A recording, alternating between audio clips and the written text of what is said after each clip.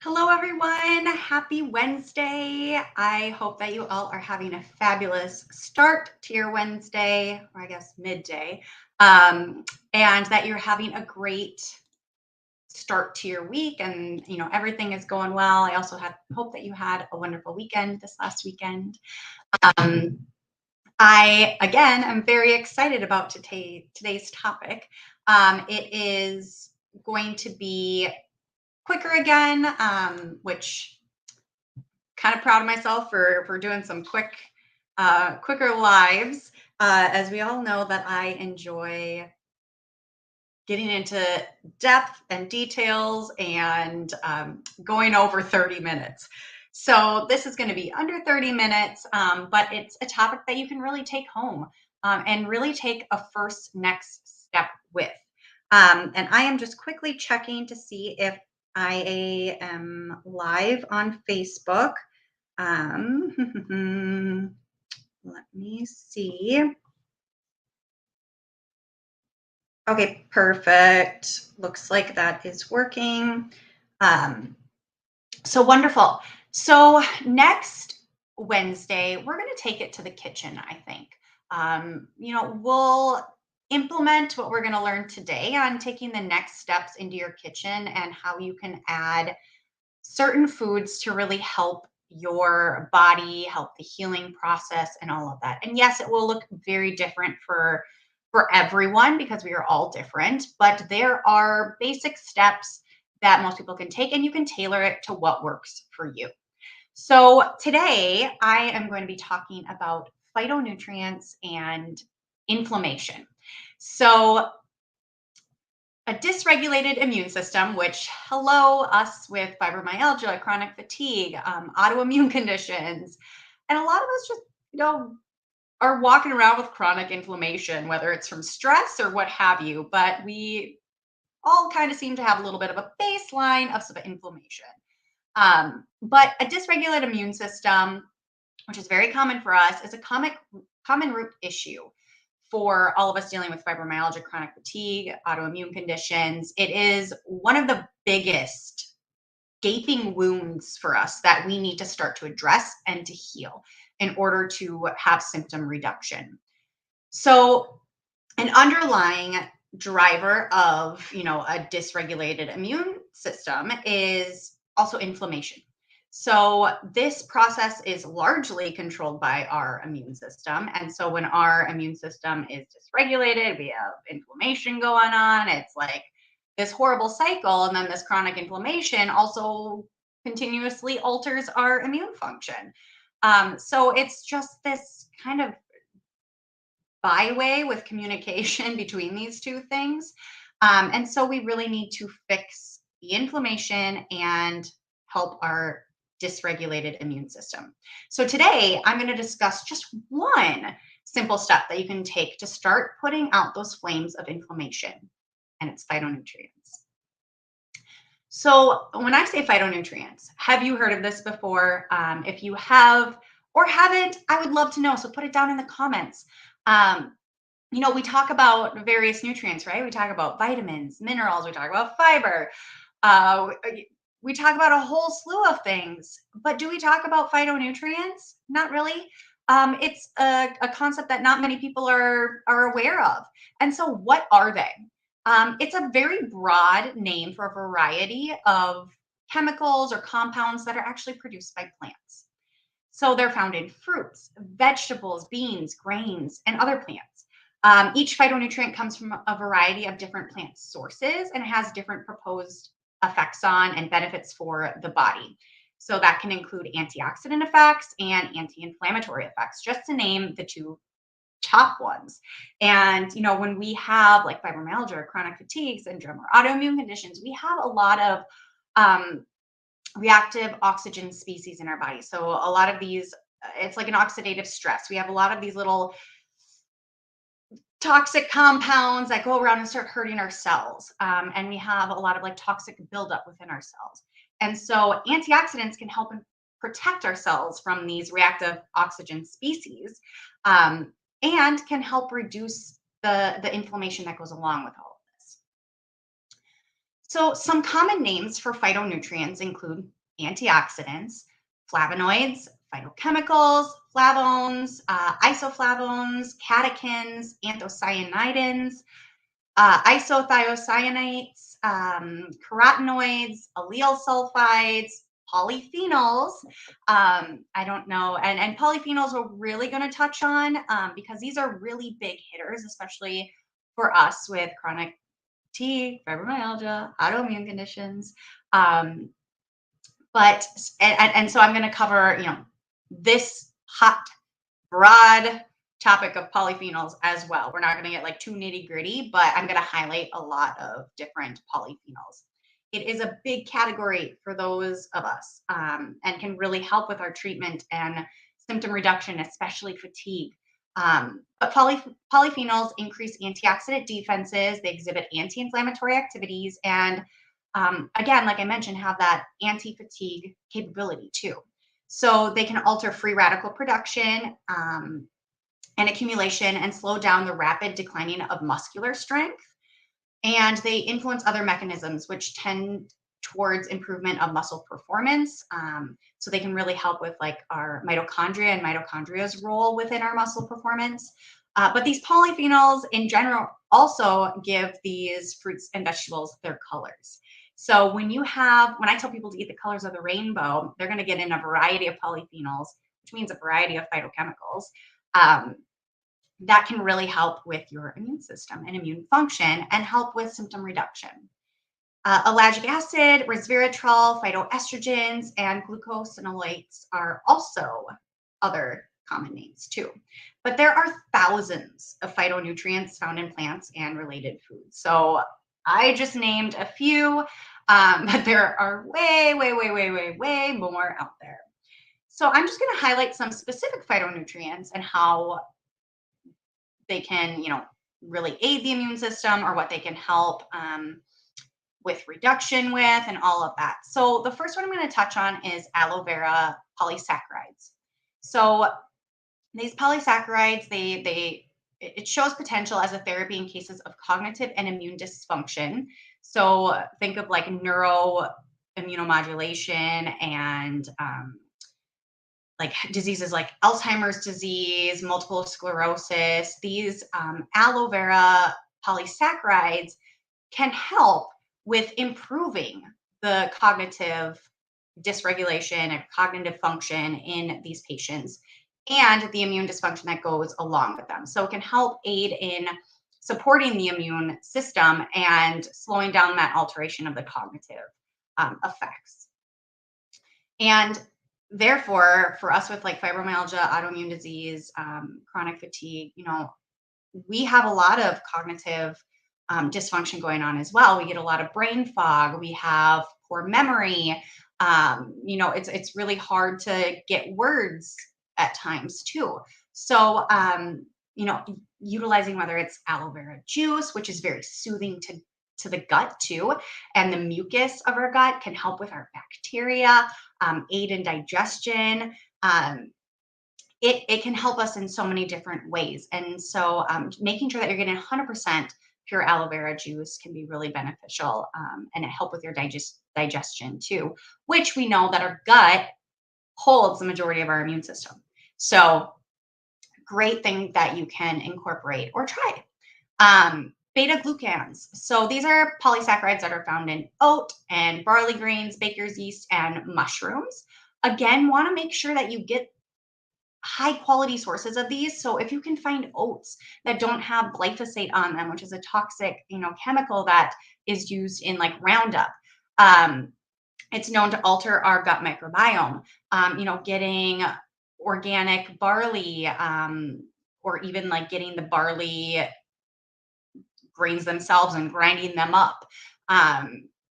Baker's yeast, just making sure that you are getting quality stuff. Same with mushrooms too. You want to make sure that these mushrooms don't have a lot of like molds and stuff on them, so you want to get high quality mushrooms. But these beta glucans play a role in immunomodulation. They're used in the treatment of respiratory tract infections as well. So good to know because when our immune system's already dysregulated, it's easy for us to get sick. especially with respiratory tract infections. Um, but they've also been used as therapy in breast cancer in multiple studies too. And they can stimulate hematopoiesis and help improve white blood cell count, especially in cancer patients who have leukopenia or low white blood cell count. So they can actually boost your white blood cells in the blood, which then also helps your immune system and helps so you don't have that lowered immune response. It also has shown promise with allergic rhinitis too. So, think of like those severe sinus infections from like allergies, all that stuff. It can help with clearing that as well. Bilberry, which is rich in polyphenols, has antioxidant properties and has been found to be beneficial in preventing chronic inflammation and disease. So think of like cardiovascular disease, but there's way more out there too. But it can also really be beneficial for people with metabolic syndrome. Black seed oil, which comes from the plant Nigella sativa, it contains thymoquinone, which has an antioxidant effect by suppressing pro-inflammatory pathways in the body. So it can inhibit those pathways that are like inflammation. Yeah, we want that, and we don't want it on overdrive. No, no, no, no. So black seed oil can actually inhibit that from going into overdrive and kind of suppress it a little bit. Again, we need inflammation in the body. We just don't want to have it all the time, and we want it in the right aspects, right quantities, at the right time. Black seed oil also has the potential to alleviate the inflammation that's seen in rheumatoid arthritis patients. It's also been investigated in naturopathic allergy treatment and has been shown to inhibit histamine release from mast cells. So again, with autoimmune conditions, fibromyalgia and chronic fatigue, a lot of us are struggling with like mast cell activation syndrome. And so black seed oil can help with inhibiting or slowing down that mast cell release of histamine, where, our body is like having crazy rashes or, a histamine response that is so big. It can help suppress that. Curcumin, which is the active component of turmeric root. It's an anti-inflammatory agent that's been evaluated in the treatment of autoimmune diseases, including MS. And there is possible therapy for osteoarthritis and reducing joint stiffness. And again, that does affect us as well. Hold on, I'm just going to fix something here. All right. There can be other therapies for curcumin as well, like breast cancer, various other cancers. It is a huge anti-inflammatory. It has major protective effects on the body. So it can help with so many different therapies. Frankincense, it's commonly used in traditional Eastern medicine, and the acids have immunomodulatory properties and can inhibit inflammatory enzymes. It's shown to decrease inflammation and improve brain imaging scans in patients with multiple sclerosis. However, frankincense is not always tolerated very well for people. So this one usually isn't quite the go-to. But if you can handle frankincense, you can even try it like through the essential oil form and just, especially during the winter months, we do that here in the house to help with our immune system, oh my gosh, what is the word? But dispensing it into the air. I know there's a word for it, and it's not coming to me. Diffuse. There we go. Diffuse frankincense. So that is one way of also getting that anti-inflammatory. Like you're breathing it in, so it's still getting into your body. Boswellic acid supplementation, which is frankincense, may improve ischemic stroke risk and outcomes by mitigating the release of inflammatory mediators. So there is a huge impact that it has on our inflammatory response, immune system, and all of that. Garlic. Garlic is wonderful. It's an allium that is associated with a reduced risk of cardiovascular disease, partially due to the sulfur-containing compound, which is allicin. And it can influence blood lipid profiles and really help, better your blood lipid profiles. Studies have shown that garlic supplementation was successful in restoring immune cell counts and mitigating the systemic inflammation that occurs with obesity as well. And raw garlic is one of the best things. And you don't have to just eat raw garlic. You can add it into sauces or um, dressings, things like that, where you don't have to eat a spoonful of garlic, but you can get the benefits of that raw those raw garlic components that haven't been reduced due to cooking. Um, so garlic is also great for our gut bacteria. They love to eat off of garlic. And so, I mean, if you do have a FODMAP sensitivity or issues with FODMAPs, garlic can be one that people really struggle with. And that's one that sometimes needs to be eliminated until, your gut can heal.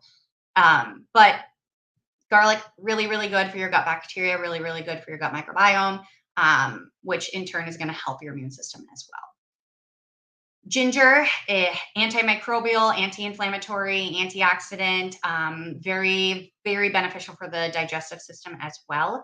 So another area, just like garlic, that can help with immunomodulatory effects with our immune system. Olive oil. Extra virgin olive oil, it's characterized by a high concentration of phenolic compounds. So there's a bunch of different ones in there. It has the ability to protect DNA, proteins, and lipids from damage caused by exposure to reactive oxygen species, which again is increased in fibromyalgia patients. So, utilizing extra virgin olive oil in your diet, getting in those healthy fatty fish too. So those omega-3s, those are going to be also beneficial against those reactive oxygen species and help, tame that. Also protective against cardiovascular disease too. Olive oil has so many different benefits. You just want to make sure that you're getting a quality one again. Epigallocatechin gallate, or EGCG, is an active component of green tea, has anti-inflammatory, anti-carcinogenic, antioxidant activities, and can help reduce disease-related fatigue as well. So, can give that energetic boost to people without that crazy caffeine that we get from like coffee. Again, you want to get a quality green tea, but has so many different benefits other than more than just, that nice boost of energy for you for the day. It has, those anti-inflammatory various antioxidant activities for the body too. Quercetin, it's a flavanol found in many fruits and herbs, and it's an anti-inflammatory and can really help improve fatigue for those suffering with chronic fatigue syndrome and fibromyalgia. Okra seeds. These have significant antioxidant effects, anti-fatigue effects, and can decrease levels of blood lactic acid and more. And we've commonly seen, like in chronic fatigue patients and fibromyalgia patients, we've seen elevated blood lactic acid buildup. And so if you're someone who loves okra, consuming okra, getting the seeds can really help with reducing that lactic acid buildup, and help with your fatigue too. So, and that's largely attributable to the flavonoids, isoquercetin and quercetin 3O gentiobiose. Apple polyphenols, they can enhance the proportions of fatigue-resistant myofibers and reduce age-related muscle atrophy. So make sure that, there was that saying, an apple a day keeps the doctor away. And that's because of the great fiber and polyphenols and greatness that these apples have. Get a variety, and Red Delicious is a great one. I love cosmic apples. There's a variety out there, right? So you're going to get different polyphenols with each one. Isoflavones are found in soy and soy-based products, and they can have so many great benefits. We just want to make sure that we're getting high quality and organic non-GMO soy. We want to make sure that it's quality because, again, of all these other chemicals and toxins that can get into the mix, which can hurt us more. The other thing is that soy is in almost everything. So a lot of us actually have reactions to soy because our body's being inundated with it and it starts to get sensitive. And once that ball starts to get rolling, that's where things can go a little haywire, get out of whack. But isoflavones, they possess antioxidant, anti-inflammatory potential. They're suggested to be useful in the treatment of chronic fatigue syndrome. Gluten, which is found in unpeeled apples, Elderflower tea, buckwheat, and figs can ameliorate muscle wasting and be used for chronic fatigue syndrome patients as well. Hesperidin, which is a flavonone glycoside found in citrus fruits, it restores the decrease in muscle fiber size and can enhance mitochondrial function by promoting that ATP synthesis. And ATP is the energy for our cells, for our body to do all these things and be able to function. So it can help produce more of that energy for our cells. Anthocyanins. So these are found in red, purple, blue fruits and vegetables. So think of mulberries, blackberries, black currants, sweet cherries, blackberries. Oops, I already said blackberries. Black elderberries. There we go. Lingonberries, strawberries, red raspberries, black grapes, plums, blueberries, black beans. Black beans is another good one. Red currants, red onion, these anthocyanins can improve the regenerative capacity of skeletal muscle and regulate mitochondrial function and also improve our gut dysbiosis. So that imbalance in our gut, it can help with that. We need that repair, right? So a lot of great things. Cyanidin as well. So I know we hear cyanide and we're like, let's not take that. But actually, cyanidin can help to get rid of specific toxins in the body. It can really help with our cells. So foods that are rich in this are elderberries, blackberries, cranberries, raspberry, cherry, gooseberry, blueberry, plum, red delicious apples, strawberries. It can promote anti-inflammatory effects within the muscle environment and enhance your mitochondrial activity. Obviously, there's a threshold. You don't want to eat too much of these things. But I mean, that goes for everything. We want to have a variety, which is why I tell people colors of the rainbow, not the Skittles variety. But you'll get in a whole bunch of different plant compounds that'll be beneficial for your immune system. So that is my biggest takeaway is, and there's more that I didn't even talk about.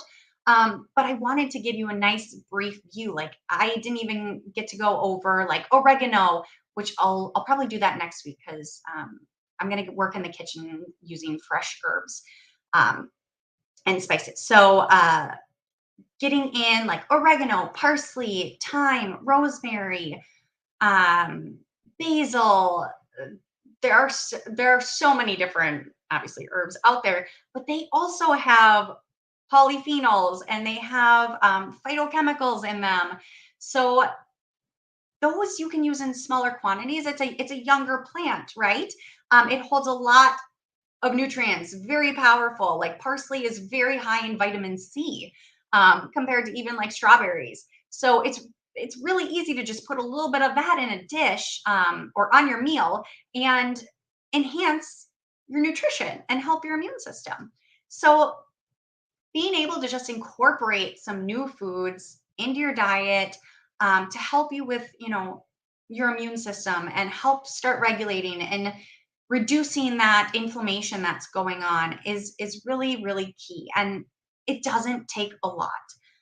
Again, utilize more fresh herbs and spices, incorporate those colors of the rainbow through fruits and vegetables, try new fruits and vegetables. Look up some recipes if you want to try these new fruits and vegetables. You can do something fun with like your family to incorporate a new fruit or vegetable. Maybe even let your kids pick it for you. Uh, but you got to start somewhere. Just take that next step.